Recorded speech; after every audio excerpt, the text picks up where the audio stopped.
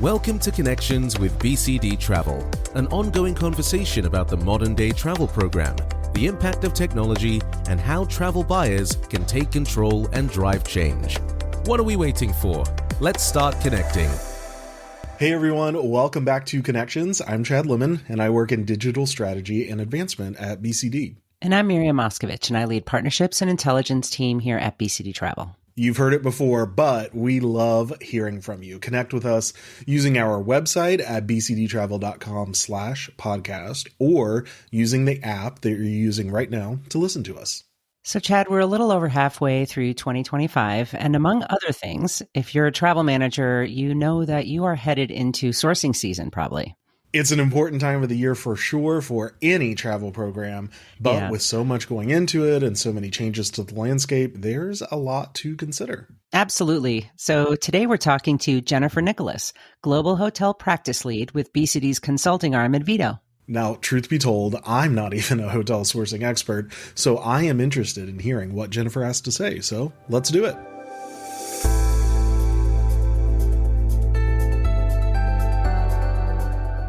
Jennifer, welcome to Connections.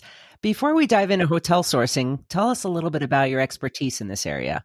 What do you and the rest of the hotel team do to help travel programs optimize their hotel spend? Yeah, thank you guys so much for having me here. I'm really excited.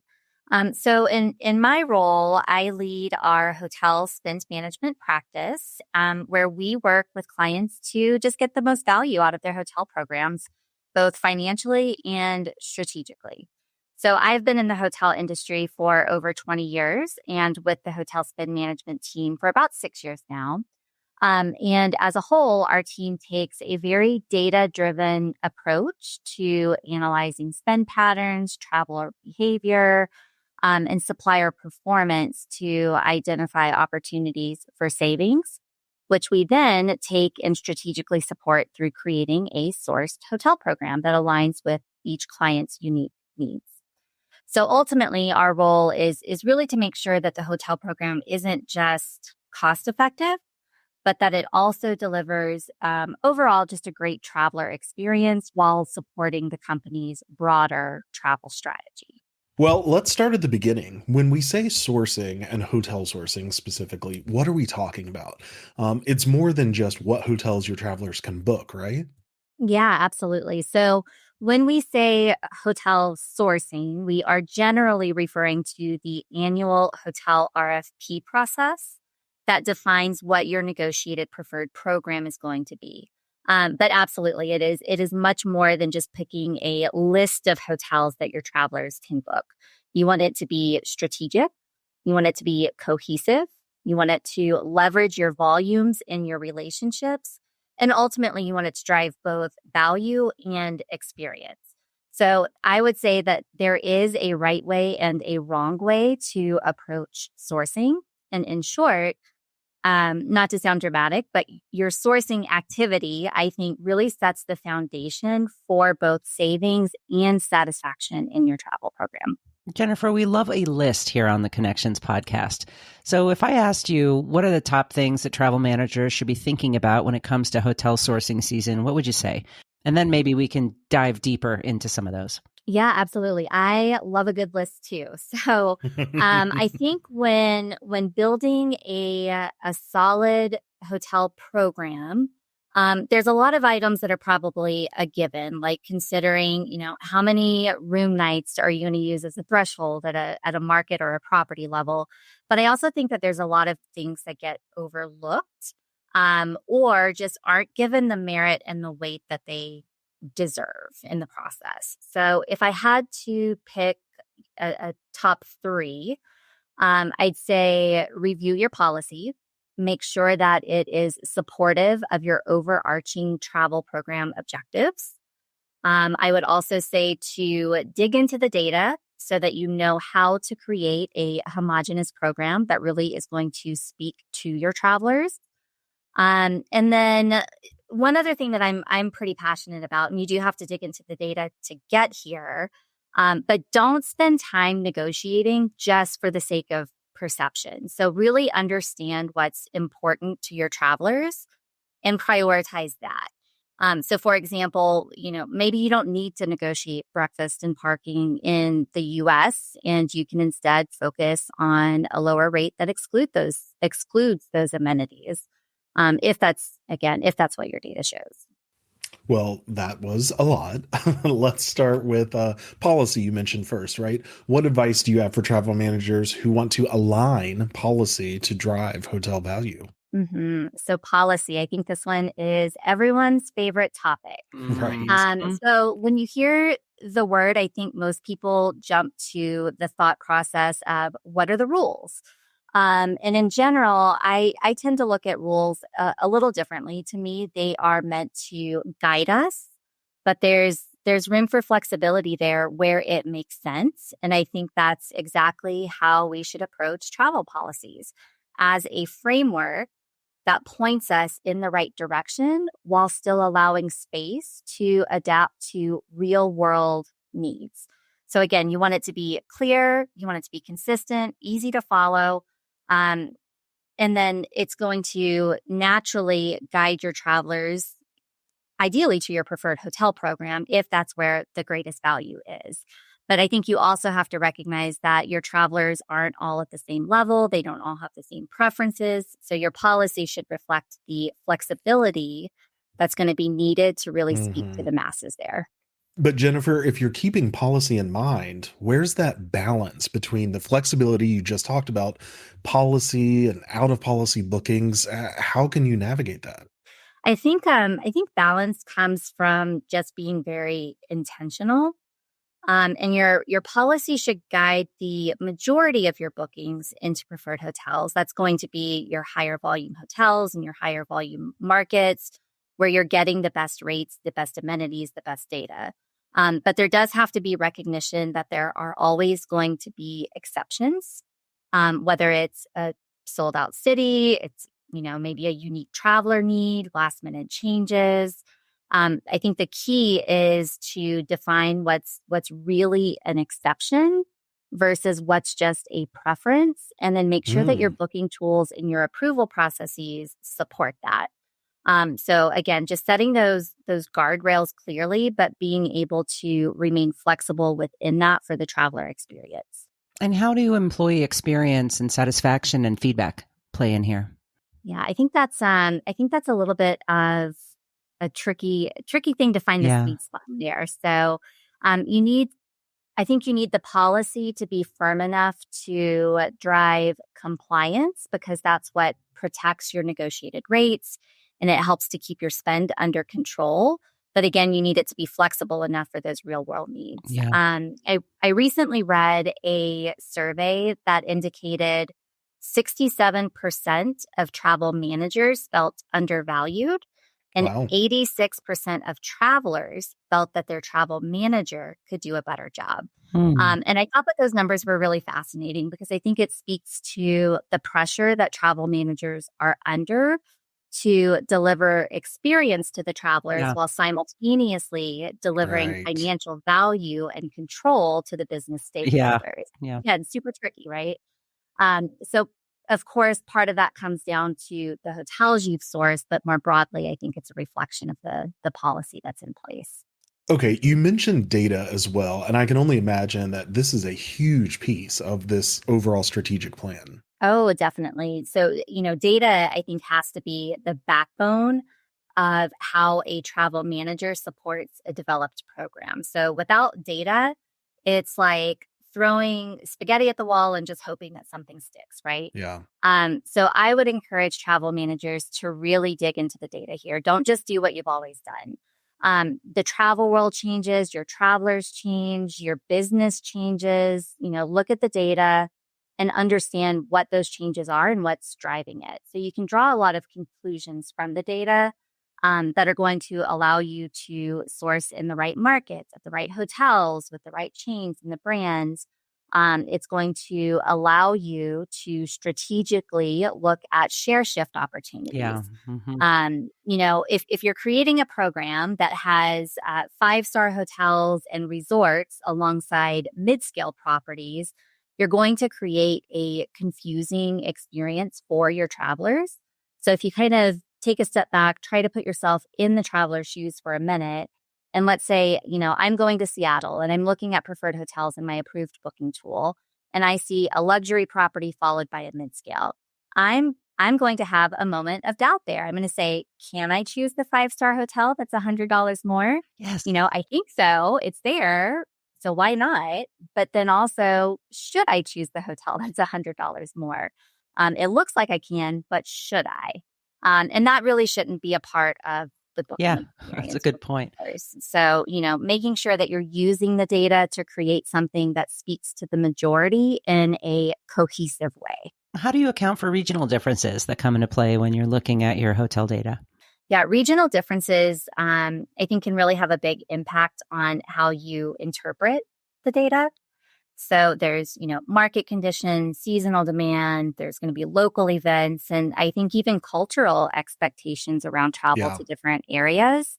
And all of those things, I think, can influence your rates and your availability. So, if you're looking at, for example, a city that has heavy convention traffic, they might require earlier sourcing or more flexible cancellation terms. Right. And, if you're looking in a secondary market, you might have more negotiation leverage year round.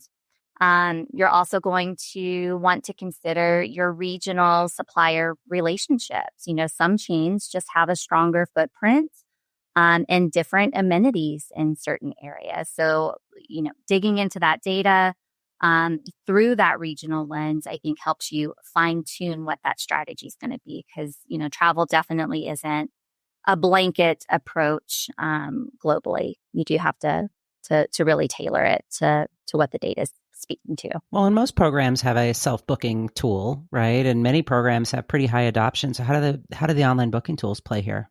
Yeah, I think booking tools are a huge piece of the puzzle. So everything that you think that we've talked about so far is about creating a program and a policy that works for your company, works for your travelers.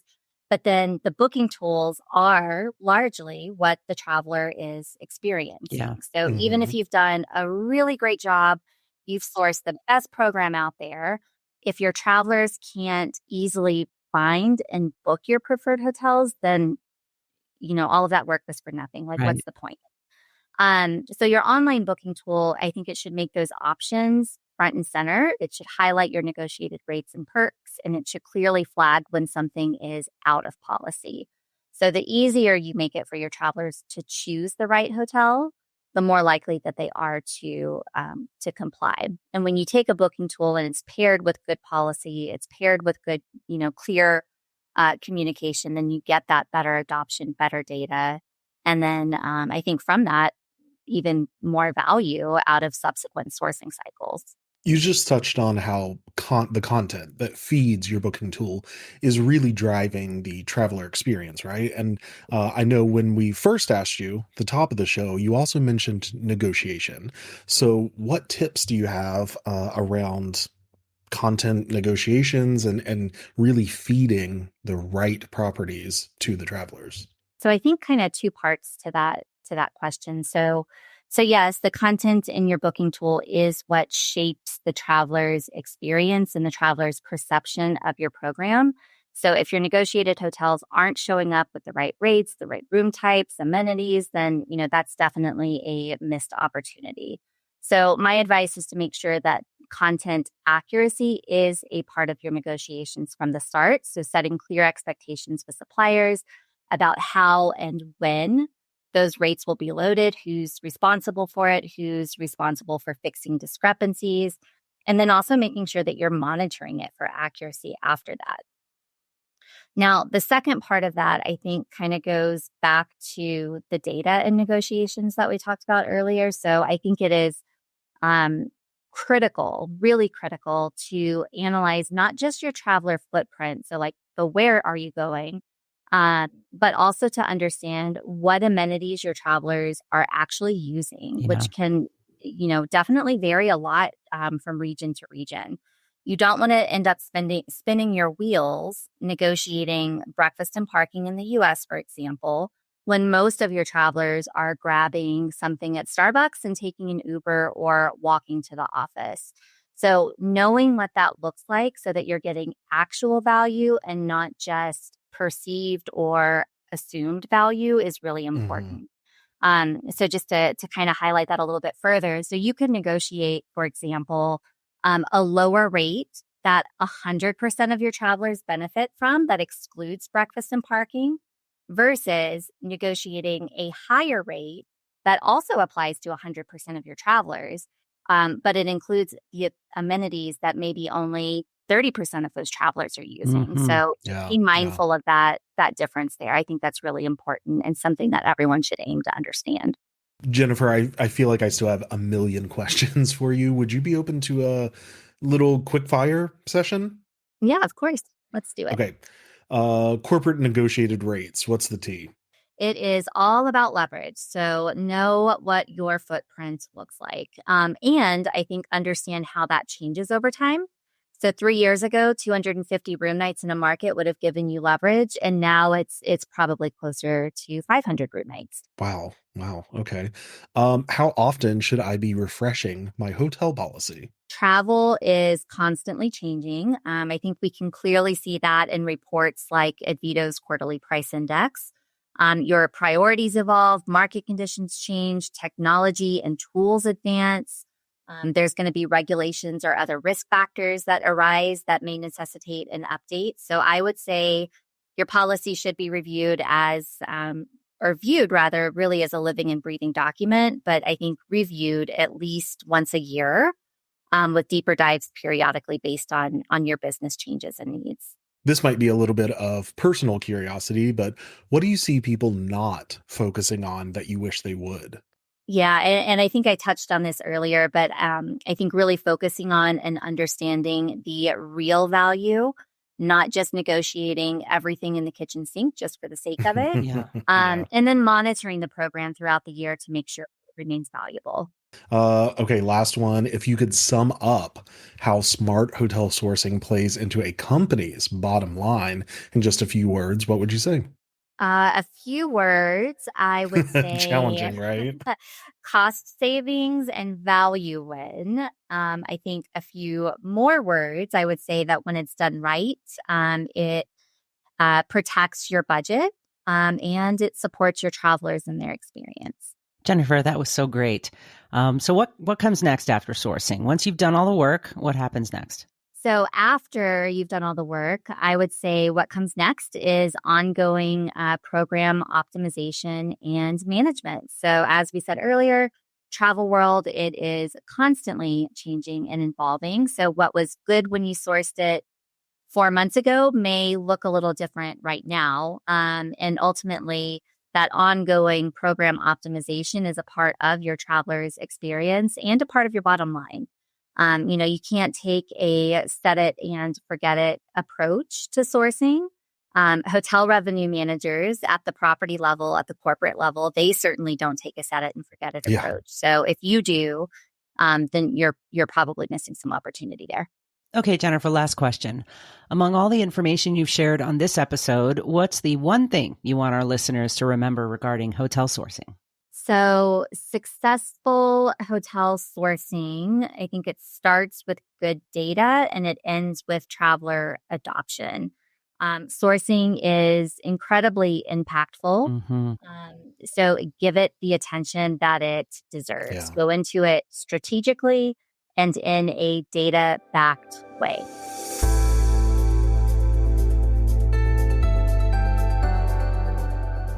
All right, Miriam, how important do you think hotels are to your satisfaction as an employee? I think it's important enough that we just actually published a recent study. We surveyed business travelers around the world and asked them all about their hotel booking habits and what's important to them about their hotel program. We just published it, I think, last week. Yeah, so shout out to the research team. Yeah, Make sure you check it out. Check that out, everyone. Exactly. That's all for this episode, everyone. Thanks for tuning in. We'll catch you on the next one. Thanks for connecting with us. BCD Travel helps companies travel smart and achieve more. We drive program adoption, cost savings, and talent retention through digital experiences that simplify business travel. Learn more about the topics you heard on this episode by visiting bcdtravel.com/podcast.